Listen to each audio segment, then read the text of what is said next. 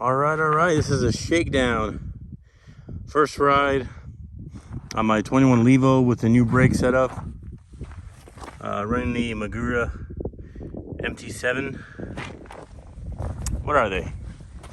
The MT7 HC3. Whatever all that blabber means.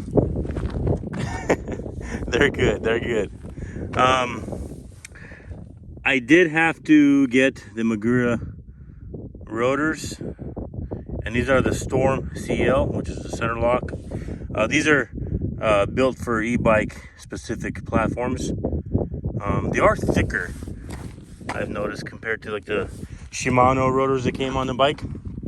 They are 203 mil rear and front.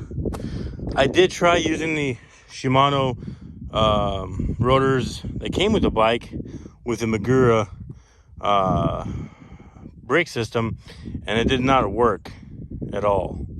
So, well, I take it back. It did work, but it took me a while to sand the rotors down, resand the pads, and then burn the rotors in and the pads in to get them set in.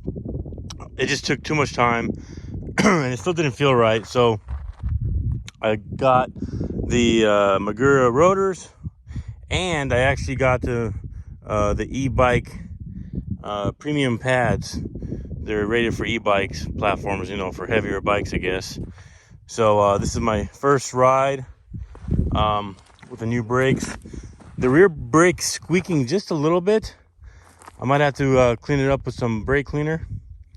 If not, I think they got glazed. The rotors got glazed. I'm gonna have to just take some 400 grit sandpaper, sand down the rotor, resand the brake pads, and do the burn-in process again. But it's okay. These brakes grab, and they grab hard. I'm a heavier bike rider, you know, got the dad bod, so I'm around 235, 240 right now. I want to be like 195, 190. What I was a few years ago. I just excuses. Yeah, that's what happened. Just, you know, doing things with family, not eating right, fast food, and I started eating sweets again, and my fault. I'm not gonna keep making excuses. But anyways, I've been riding more. I've been getting out, getting off the couch, and I think I lost like 8 pounds in about 3.5, 4 weeks. So I know it's not a lot, but it's some. It's a little bit for me, at least. And this bike makes it happen. I still get haters out there, you know, when I'm riding certain bike trails too. It's not like this mountain here, Santan. There's friendly people here. But like when I go to South Mountain here in Phoenix, all these guys on pivots and Santa Cruzes, they go by me with their expensive bikes, looking at me like I'm an idiot, you know, riding an e-bike. But, you know, I have a regular bike, and just my back injury, and it just, when I put too much pressure in my lower back, it hurts, and then it can't work, and then gotta take time off work. It sucks, and this bike makes it happen. It helps me, and it keeps me outdoors. So, you know, guys, there's e-bike haters, and then there's e-bike lovers. There's guys that got e-bikes and regular bikes, and they just prefer e-bikes. It helps them train better for races. And you know, you want to get a workout, use this minus button. Like right now, it's on trail. Put it right there with one bar, which makes the eco. And I'll tell you what, you will get a workout, because riding an eco, it basically takes away the extra weight of the bike, and it makes it like a regular mountain bike. And you will get a workout, I guarantee you. If you get tired, put it on trail mode, which is right now 2 bars. And then if you get really tired or you get really lazy, which I do here and there, you go to the 3rd bar, which is turbo mode, and that's, you know, 4x power, and I think it's like a 350% assist. So you literally just turn your pedal and you get assistance. So guys, you know, before you bash on guys with e-bikes, you know, find out the story why they have e-bike, number one, or just whatever. Let them go by you. Who cares what speed they go by you on? You know, I'm about to bash down this trail right here and then climb it again and do it again. You know why? Because I have an e-bike. There you go. But anyways, amazing bike, guys. Amazing bike.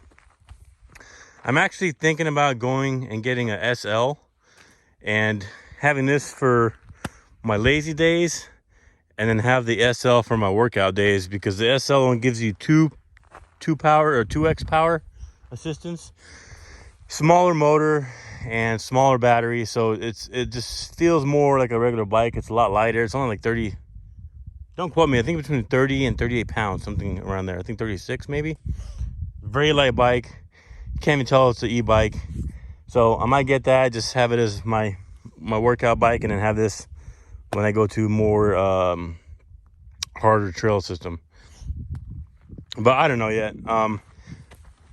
You know, I do like how the new e-bikes, the new Specialized that just came out, the 22s, they have the LCD display, and they come as a mullet setup. But I'm like I told you guys in my previous video, I'm gonna probably make this a mullet setup, and I should be okay with it, and it should be just fine for me.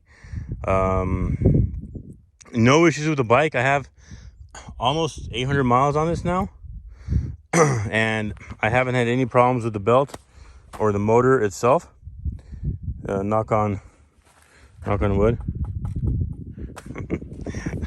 So, you know, some guys just have all these issues with these motors, and I was one of them. My 2020 Levo, I went with a motor replacement, and but I tell you what, the customer service, guys, is amazing. It's just an amazing service quality. It was in and out within like 2 weeks, and I didn't have to pay anything for it, you know. I also had a non-e-bike. I had a stump jumper that the frame cracked, like right where the shock goes. It like split right here, and they sent me a new bike. Well, they sent it to the bike shop. They swapped out all the parts from my old bike, put it in a new bike, didn't charge me a penny, and I went home with a brand new bike frame. Well, most of the stuff was brand new, so I'll pay more for service, because I know a lot of guys say, well, Specialized charges you an arm and a leg for a bike.